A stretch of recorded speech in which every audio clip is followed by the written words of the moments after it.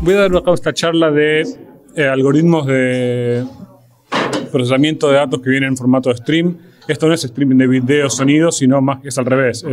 Estamos recibiendo un stream de datos y queremos procesarlo. Y el caso ejemplo que doy es cómo elegir un número azar de un stream,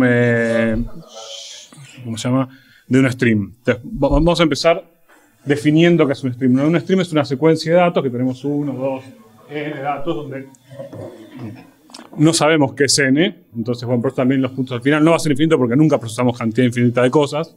Pero sí es suficientemente grande como para, y desconocido el tamaño como para asumir que uno lo puede estar procesando infinitamente. Y que lo leemos serialmente. No podemos ir para atrás, no podemos releer. Nosotros leemos 1, después leemos 2, después leemos 3.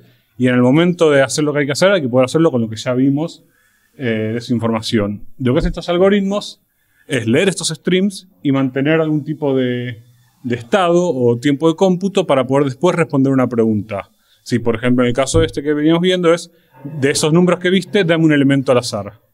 ¿Sí? La idea, obviamente, es que este procesamiento, este estado que uno mantenga, sea más chico que todo que mantener el stream de memoria, ¿no?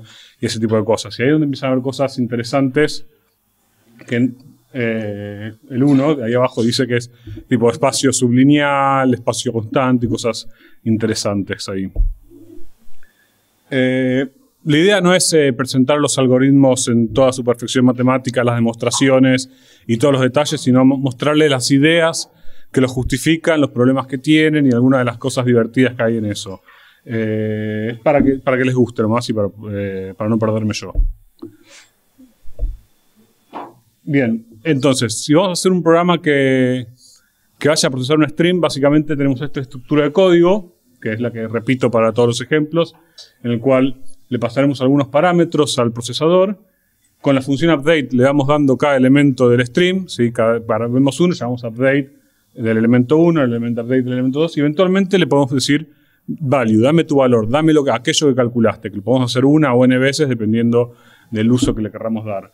Hay cosas más complejas de value que se puede hacer query, podría tomar unos parámetros para qué le queremos preguntar, pero es como una simplificación que me sirve para muchos de los ejemplos. Y la razón por la cual esto es divertido es porque los algoritmos son, a veces, el problema es simple de definir normalmente, ¿sí? Son un par de líneas que te dicen cuál es el problema, hay que pensar bastante para encontrar una solución que es buena. Los problemas que tiene son inesperados tal vez, a veces complicados o lo que se resuelve, y las soluciones algunas son la verdad muy piolas y son divertidas de ver y tratar de entender cómo se piensan. Y los usos son realmente montones, desde que es una manera de procesar datos leyendo secuencialmente, que la memoria si la lee secuencialmente va más rápido, el disco si lo lee secuencialmente va más rápido. Entonces, si podemos procesar todo de manera secuencialmente, ganamos un montón en velocidad y, bueno, tiene usos en bases de datos, métricas, optimización, montones de cosas. Esas son en las cuales yo más me he acercado. Pero, ahora, antes de ir al ejemplo del elemento al azar, vamos a ir con un ejemplo más fácil, que es promedio, que ya nos empieza a mostrar un poco los problemas que podemos llegar a tener y es simple. Promedio es, sumamos todos los números y cuando nos piden lo dividimos por la cantidad, que sería como esta sería la manera más básica de atacar el problema. Cada vez que llegue un update, sumo n y después divido el total. El problema que tenemos es que con esto, aunque funciona muy bien, es que empezamos a tener problemas numéricos acá. ¿Sí? Cuando ya vimos suficiente cantidad de elementos, el valor es muy grande, la suma no lo cambia. Entonces, si no están distribuidos correctamente, puede que no veamos el promedio real, aún si tomamos en cuenta el comienzo. Y la verdad tampoco tiene mucho sentido pensar en si yo tengo un stream de un, no sé, gigante de datos, pedir un sample en el cual te calcule un promedio en el cual tome todos los datos para calcularte el promedio. Pero eso lo vemos después. Entonces, una de las maneras de solucionar esto es, como acá ven, hacemos esta suma usando la función sum de Python normal, que simplemente suma, ¿sí? Que es, sumamos 1 a la 100, 1 por 10 a la 100, sumamos otro 1 y después le restamos el número grandote. Y suma nos dice que el resultado es 0. Cuando claramente no es 0 porque eliminamos los dos números grandotes, estamos sumando 1 dos veces. Entonces, La manera que se soluciona esto es manteniendo totales parciales según los órdenes de magnitud de cada cosa, y hay una función en la librería de matemática que te hace esta suma correctamente y que funciona. Entonces, se puede hacer, mejorar esto para que sume y dé los números correctos. Pero el caso que más uso tiene en realidad es tratar de atacar en un problema estático, donde yo tengo un stream infinito y quiero usar el promedio de todos los streams, sino un stream en el cual el promedio se va moviendo con el tiempo, ¿sí? La primera hora me va a venir con un promedio tal, después me va a venir otro promedio, y yo lo que quiero ir sabiendo es cuál es el promedio ahora, ¿sí? Con una definición de ahora que varía según la aplicación, ¿sí? Eso es el tamaño de mi ventana. Entonces lo que hacemos en este caso es capturar los últimos n valores y de esos calcular el promedio. Necesitamos todos los valores, porque cada vez que llegue uno, yo tengo que sacar el último de la cola que tenía. No podemos simplemente mantener un promedio porque después hay que restarlo. Entonces, el problema que tiene es que es lineal con el tamaño de la ventana y la cantidad de memoria que usamos. Yo quiero tomar una ventana más grande, necesito más espacio, ¿sí? Pero anda bastante bien y hace lo que queríamos hacer. Otra manera de hacer lo mismo no es tan tal vez comprensible el resultado que obtenemos, pero ahora vamos a ver que en realidad es muy similar y se puede pensar como un sliding window, es hacerlo exponencial, ¿sí? Y esto lo hacemos de manera constante. Donde entonces lo que decimos es, por ejemplo, vamos a guardar un parámetro alfa, que alfa es qué tanto vamos a mover el promedio que tenemos hacia el nuevo número que tenemos, ¿sí? Entonces, yo tengo, por ejemplo, n-1 ítems guardados.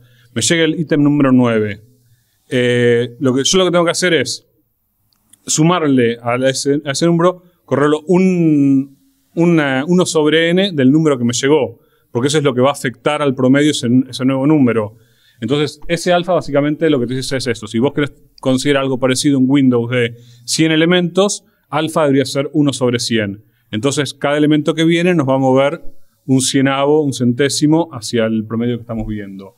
Y lo que se hace es fácil. El primer valor que llega lo guardamos y cuando me llega un valor, tomamos el valor que teníamos guardado, lo multiplicamos por 1 menos alfa. Entonces, si habíamos hecho un centésimo, nos queda 99% del valor anterior y 1% del valor nuevo. Los valores típicos de alfa son muy chicos. Claro, tienen que ser... Claro, básicamente es el tamaño de la ventana que estás considerando. Es algo muy similar a eso. Si quieres una ventana de 1000 elementos, es un milésimo. Ese tipo de cosas. Entonces así vas como de a pedazos empujando el número a que se parezca más hacia los números que estás viendo. Asumiendo que todos esos empujes, al final de cuentas, te van a dejar algo parecido al último que estás viendo. Y esto es, por ejemplo, para un promedio estacionario, el comportamiento de los 3 seguidores de promedio. Como ven al comienzo, la línea roja no se ve, ¿sí? Porque el promedio y ventana, mientras la cantidad de números que vimos sea menor al tamaño de mi ventana, van a dar los dos el mismo valor, que es la suma dividido el total. Pero después vemos que cuando se empiezan a separar, que el de ventana empieza a ser mucho más sensible a los últimos números. Entonces empieza a subir, bajar, como que se ve más afectado por el ruido, que eso de estar afectado por el ruido es lo que le va a permitir después también seguir al promedio. Mientras que el promedio se va acercando siempre cada vez un poquito más, un poquito más, un poquito más, un poquito más.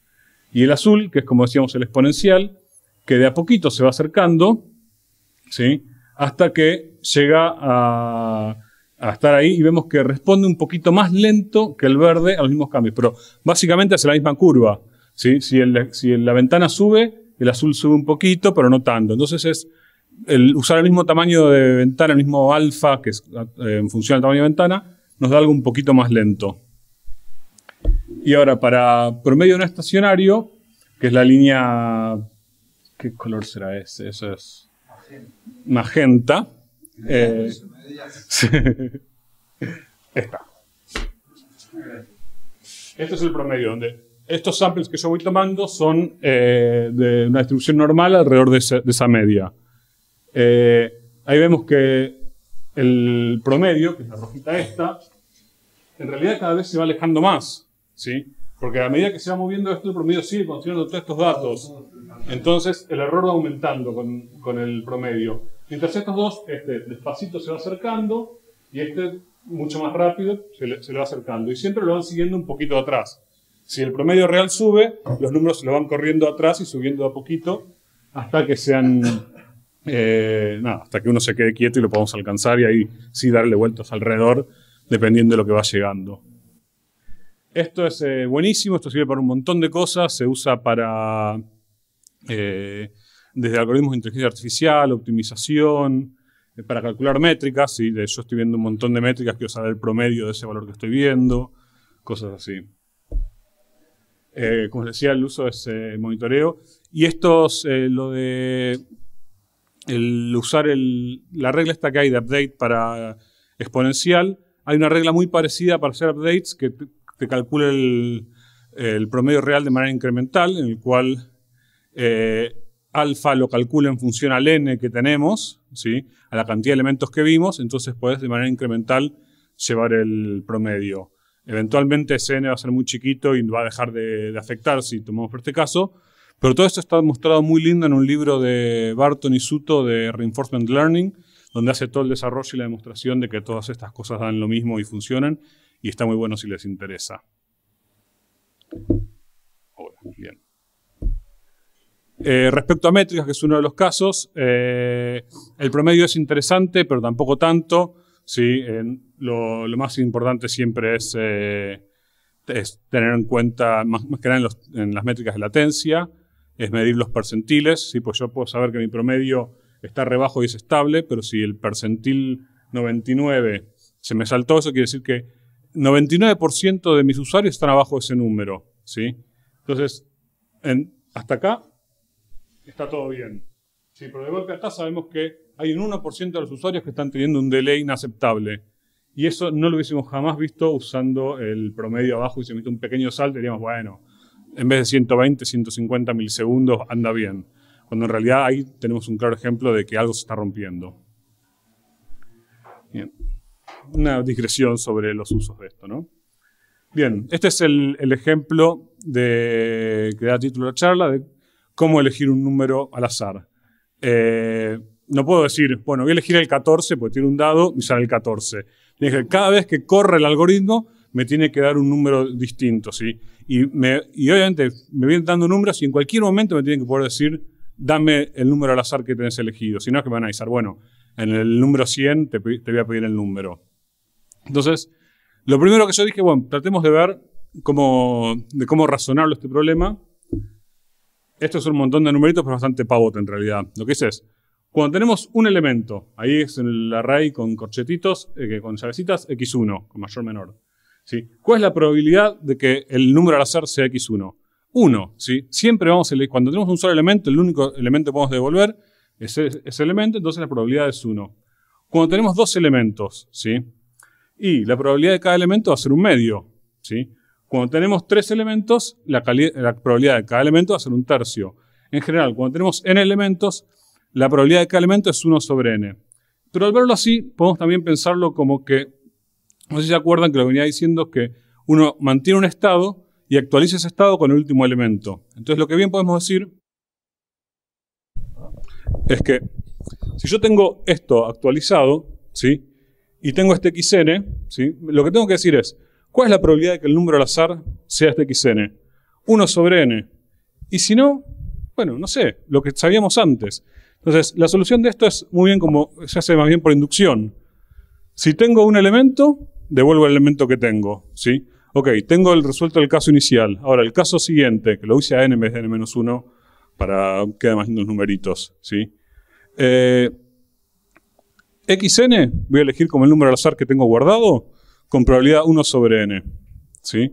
Y voy a elegir el otro con la probabilidad opuesta. O sea que cada vez que me llega un número, tiro un dado, ¿sí? Y me fijo, ¿salió, por ejemplo, un número entre 0 y 1? ¿Salió algo menor a 1 sobre n?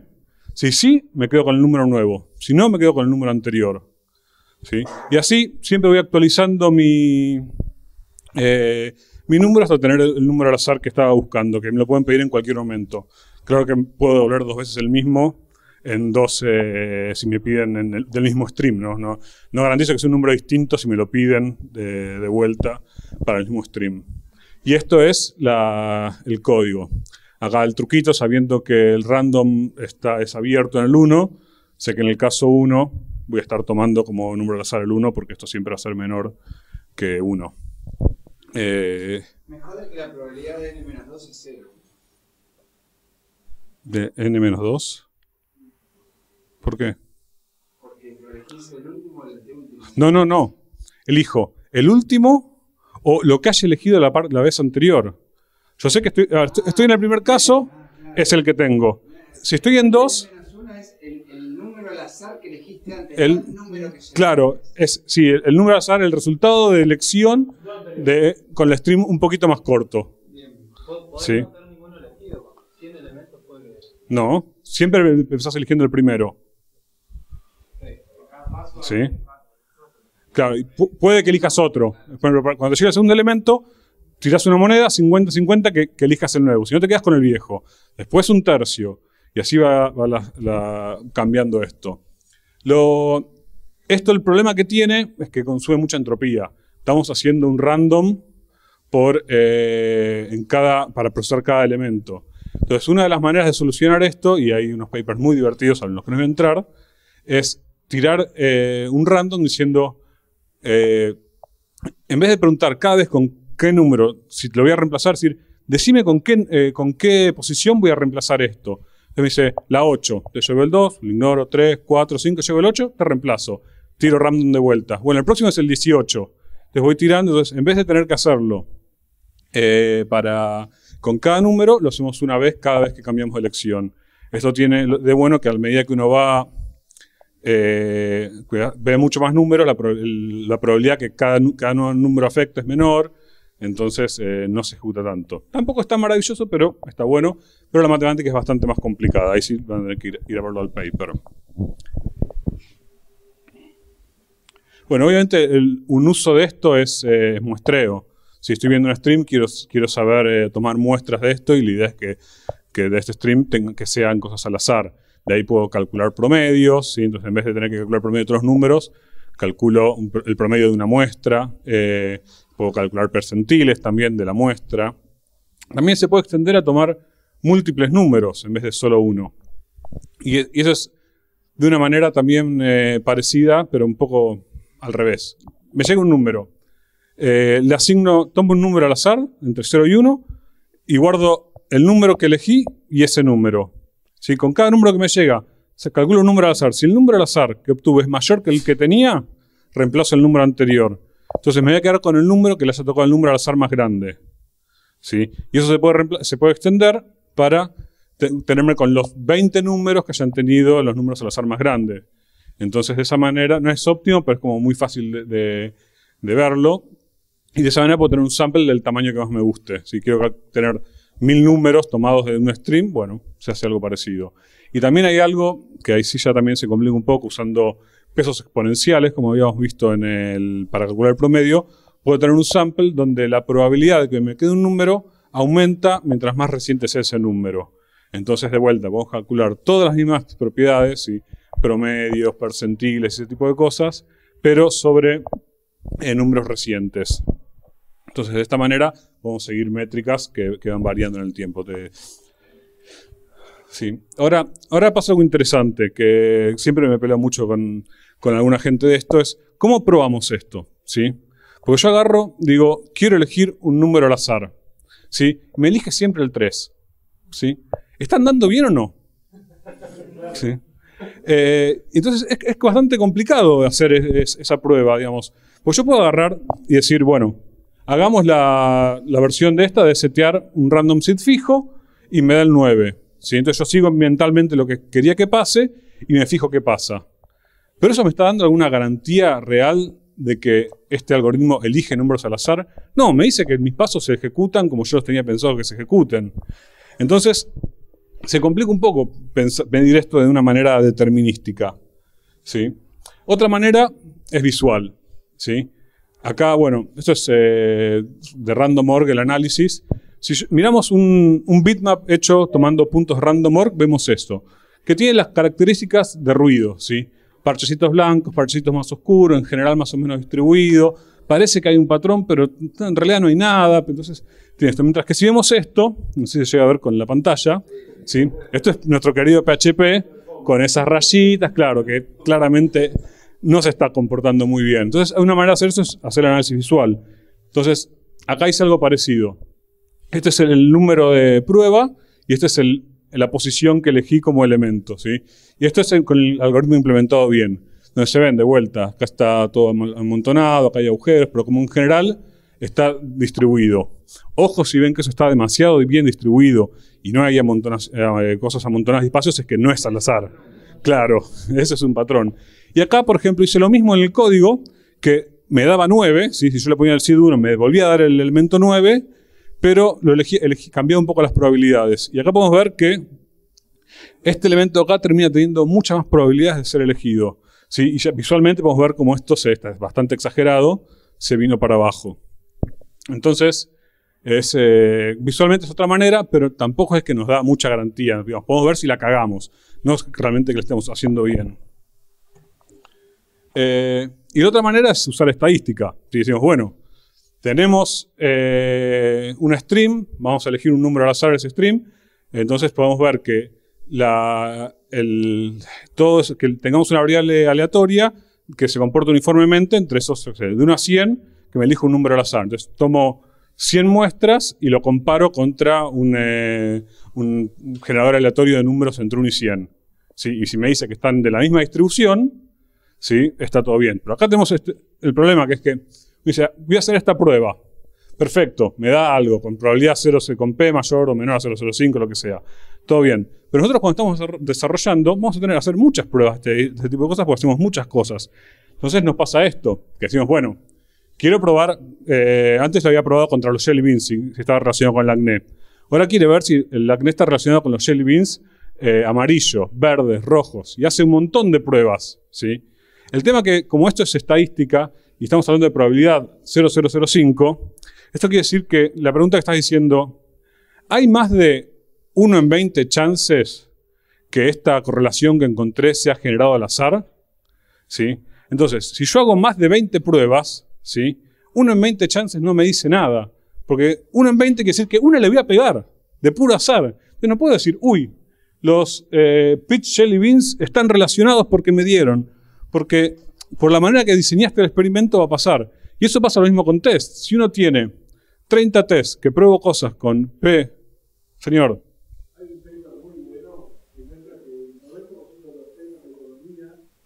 Son todos mentiras.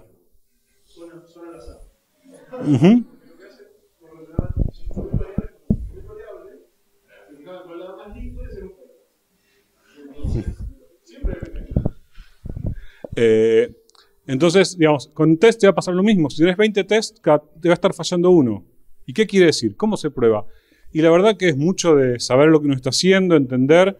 Y si sabes que P igual 0,05, es decir, 1 en 20, y bueno, fijarte que te falle una de 20 y no todas.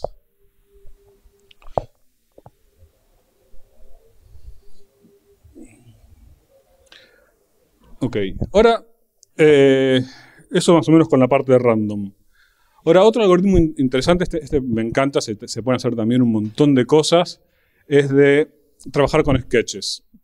Sketches es básicamente, vamos procesando el stream y calculando una representación de ese stream en memoria. Digamos, no solo mantener un par de variables en el sentido como lo venimos haciendo, sino de algo que tal vez un poco más poderoso, en el cual nos permite hacer queries tal vez más interesantes o distintos tipos de queries sobre el mismo set de datos. ¿Sí? El tema es que yo quiero representar todo ese stream para poder preguntar cosas. No puedo ocupar el mismo espacio de stream, si no, realmente no tiene gracia, no estoy haciendo nada de valor.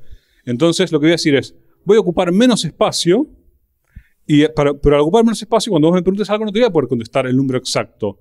Te voy a decir algo aproximado. Entonces, el chiste es poder hacer algoritmos en que yo te pueda dar garantías de qué tan bien está la aproximación. Que te puedo decir, y mira, en lo que vos preguntaste, el resultado es 5 más menos 2 en el 95% de los casos. ¿Sí? O sea que es posible que no sea más menos 2, sea más menos 80. Pero bueno, en el 95% de los casos no está muy lejos de 5. Que Parece que no, pero ayuda un montón ese tipo de cosas. Porque hay decisiones que hay que tomar en el cual, obviamente, no vas a hacer un sistema bancario en esto, pero sí vas a hacer las optimizaciones de un sistema bancario para decidir dónde ir a buscar los datos. Y lo más probable es que esté en memoria, como un sketch de un set, por ejemplo, es un Bloom filter, que te permite preguntar de una manera muy rápida por pertenencia. Entonces, eso, aunque puede que te mienta, vos lo usás para fijarte si lo tenés en el caché o está en el disco. Entonces, te dice, calculás, bueno, no, está acá, está allá, y podés tomar decisiones que, aunque puede que fallen, el costo de fallar es menor que el costo de probar todo el tiempo.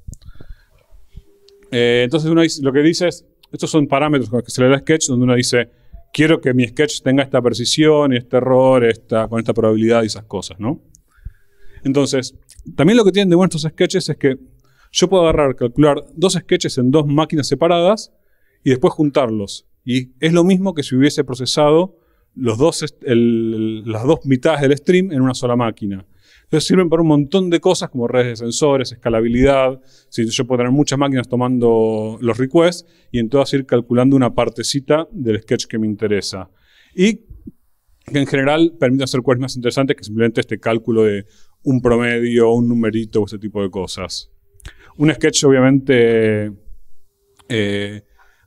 básico con lo que vimos sería un sample. Es decir, bueno, tengo elegido 1000 números de los que vi. Entonces, teniendo un par más de datos, se puede mezclar 2 sketches para elegir de cada lugar algunos números y tener otro. Y sobre un sample puedes hacer un montón de preguntas interesantes. Pero esto es un poquito más interesante todavía. ¿Sí? Entonces ahora vamos a ver el sketch count min, que es bastante reciente y está bastante piola, digamos. Esto es una simplificación que hago. El sketch te permite otras cosas y, bueno... pero esto es para entender esta pregunta en particular, que es la pregunta puntual de cuántas veces se vio un elemento, ¿sí? Entonces, dado un stream que tiene estos elementos, elemento S, T, V, S, poder preguntarle por cualquier elemento y que te diga la cantidad de veces que aparece. Por ejemplo, el point de S es 4. 1, 2, 3, 4. Es decir, que me puede decir cuántas veces vi un elemento. Obviamente tiene que mantener una cantidad de espacio menor a la cantidad de elementos, ¿sí? O menor, o constante, digamos, para saber que no va a crecer. Si cada elemento es distinto, que no crezca como en el tamaño del stream, ¿no? Ese tipo de cosas. Entonces, bueno, ahí no se ve la punta. La idea es empezamos con un vector, ¿sí? Y lo ponemos todo en 0. El vector, cada casillita es A1, A2, A3, AW, porque W tomamos la variable que mide el ancho del vector. Este es el vector que vamos a usar para mantener el estado de parte del estado de nuestro sketch. Entonces, llega el elemento S. Vamos a actualizar. ¿Qué hacemos? Calculamos el hash de S. Y obviamente módulo la cantidad de posiciones. Nos dice que el hash de S nos apunta a la posición 2. Entonces sumamos 1 en la posición 2. Entonces, esto lo dejamos ahí. Viene T. El hash de T nos apunta a esta posición. Sumamos 1 a esta posición. Propiedades de los hashes, obviamente, es que esto va a estar muy bien distribuido, ese tipo de cosas, ¿no? a lo largo de todo esto, y después vamos a entrar un poco más también en eso. Hash de S de vuelta, sumamos 1, ahora tenemos 2. ¿Sí? Entonces, al final de procesar todo el stream, nos quedaría una cosa como esto, ¿sí? Donde fuimos sumando todas las cosas. Entonces, cuando yo quiero saber cuántas veces vimos S, ¿qué es lo que tengo que hacer? Hash de S, me fijo en esta casita, digo, claro, la respuesta es 4. ¿Sí? Que claro, esto es bárbaro, dice uno, porque acá no colisionó nada, está todo separado, ¿sí? Pero acá sí tuvimos una colisión. Pero bueno, justo se dio que no es por la que preguntamos. Entonces, acá es donde entra el tema de poder calcular qué error podemos esperar que este query tenga y cómo le damos unos bounds y cómo podemos hacer para mejorar ese tipo de cosas. Claro, ahí está la colisión que decía, ¿no? Porque no sé si se acuerdan que el stream era el único que se repetía era S. Entonces el hecho de tener un 2 claramente indica que ahí dos cosas colisionaron. Entonces, después de un montón de tiempo, ¿sí? Asumimos un stream perfectamente distribuido, bla, bla, bla. El valor esperado de cada casilla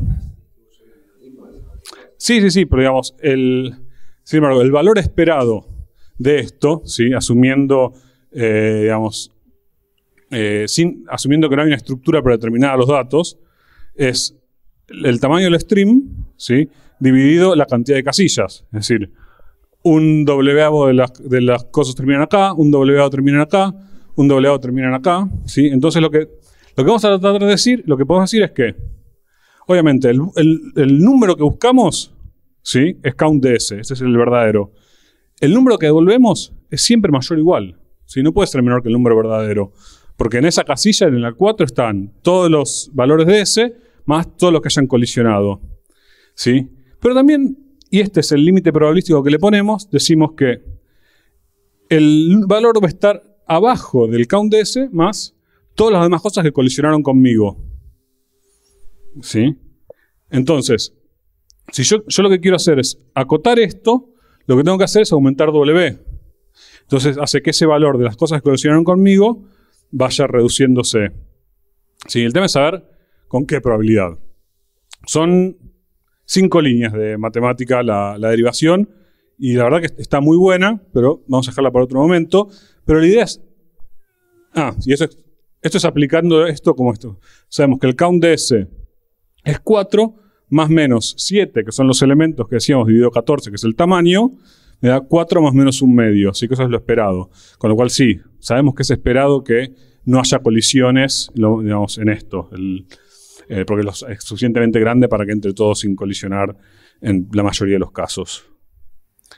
Entonces, ¿de qué manera mejoramos la probabilidad de error? En vez de mantener solo una tabla, sí señor. ¿Qué? Sí, porque... 4 y 4 y medio, no puede ser 3 y medio. No, pues yo sé que si 4 es igual a la cuenta, ¿sí? Entonces, bien, si el error va para ese lado, puede ir para... ¿cómo se llama? Bien. Decíamos, en vez de tener una sola tabla, tenemos varias tablas, ¿sí? Entonces, el chiste de esto es que para cada tabla tenemos que usar una función de hash diferente, ¿sí? Hay varios papers, varias cosas interesantes sobre cómo generar la cantidad de funciones hash que uno necesite, y que es bastante fácil, son todas rápidas. Entonces, ¿qué es lo que va a hacer esto? Va a hacer que en cada una de estas tablas las colisiones sean distintas.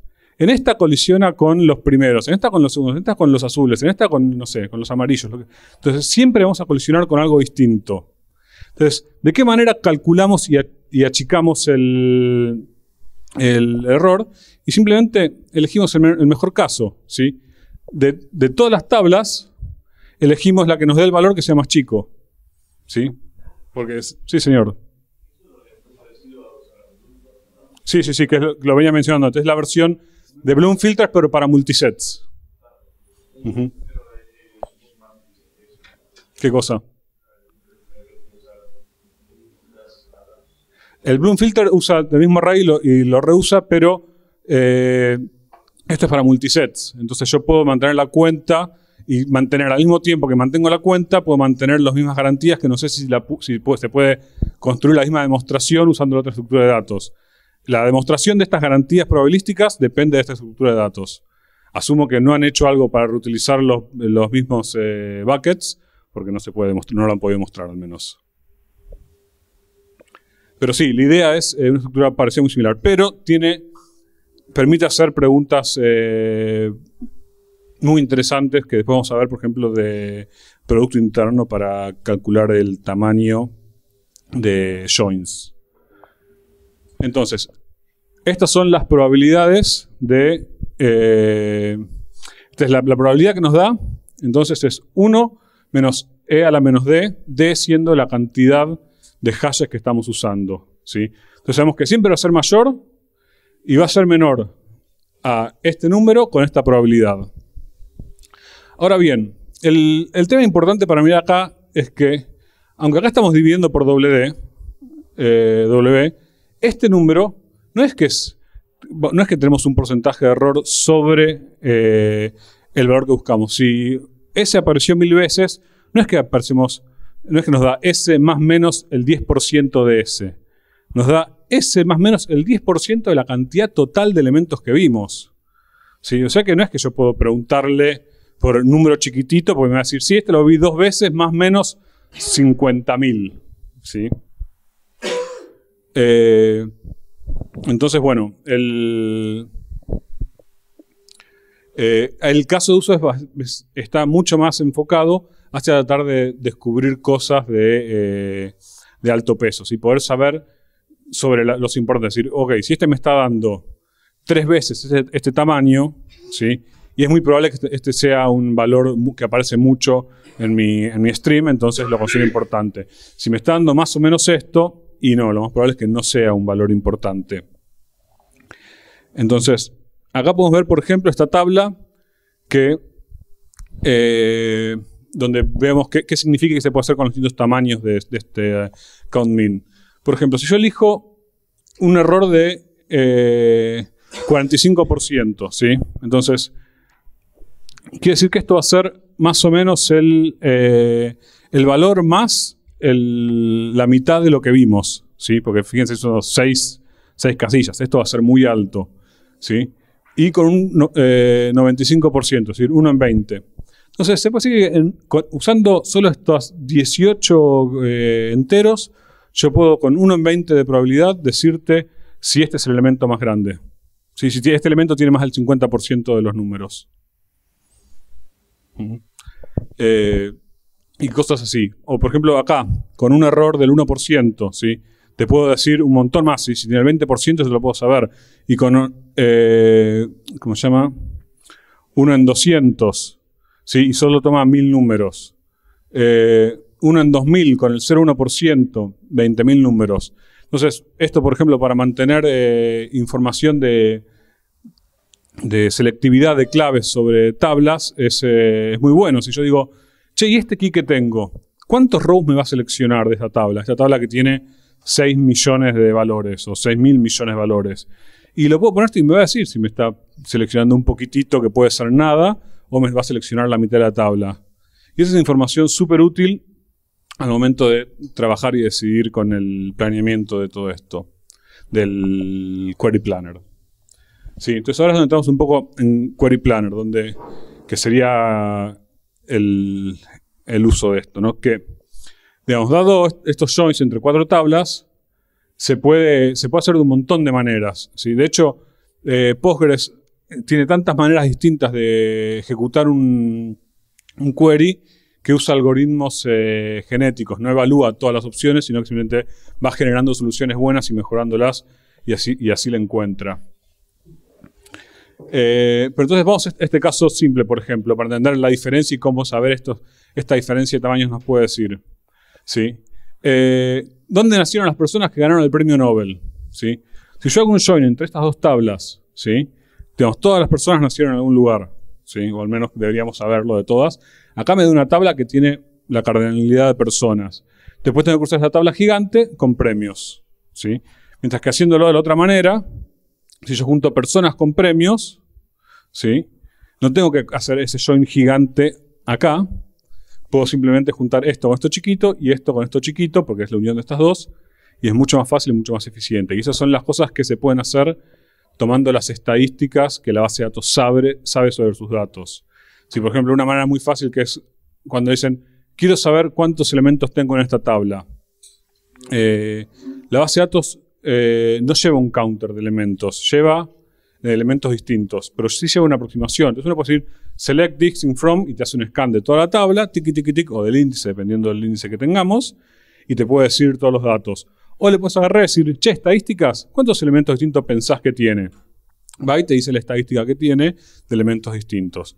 Que esto habla obviamente de lo importante de ir manteniendo las estadísticas al día, así correrle un vacuum analysis y todo eso al Postgres para que pueda tomar buenas decisiones, asumiendo que la distribución de datos en las tablas va cambiando, ¿no?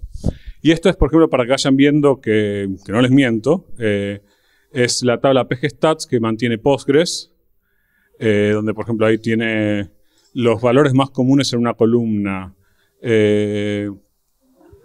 la correlación entre ordering, bueno, bueno, los más comunes, la frecuencia, los valores más comunes, ese tipo de cosas que son las que después usa para tomar ese tipo de decisiones. Sí, sí, esto lo hace cuando corres. Y está hecho todo esto, o gran parte de esto, con una librería que se llama Madlib, que está bastante piola, que implementa muchos de todos estos algoritmos, incluidos los sketches. Y se acabó. Y eso es lo que tenía. No se sabía si me iba a entrar algo más, pero bueno. ¿Preguntas? Los maté. No, les hago una pregunta. ¿Se entendió algo? Ok. Señor. ¿Está estudiada la distribución del error de Counmin? La...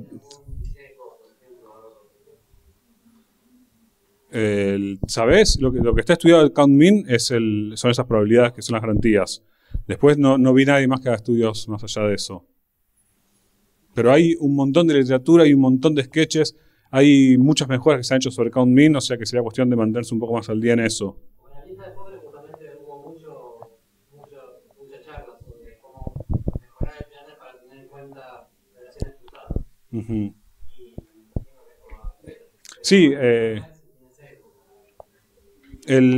todo esto, digamos, yo lo que vi que Postgres está usando la librería Madlib, que ya tiene implementaciones de todo esto. ¿Qué? Claro, es otro tipo de sketch que creo que mejora este, pero esto lo que tiene de bueno es que es súper simple de explicar para pasar la idea. Ok, sí señor. Cuando estamos haciendo el sistema de métricas, empecé con que había que mantener un promedio de números que teníamos, después que había que mantener un sample, después dije, che, quiero saber los más importantes, cuáles son los clientes que más nos generan requests y cuáles son los que más se usan de esto y más de aquello. Entonces, a medida que vas complejizando los datos y sobre un stream importante, fui aprendiendo e implementándolos. Ok, muchísimas gracias.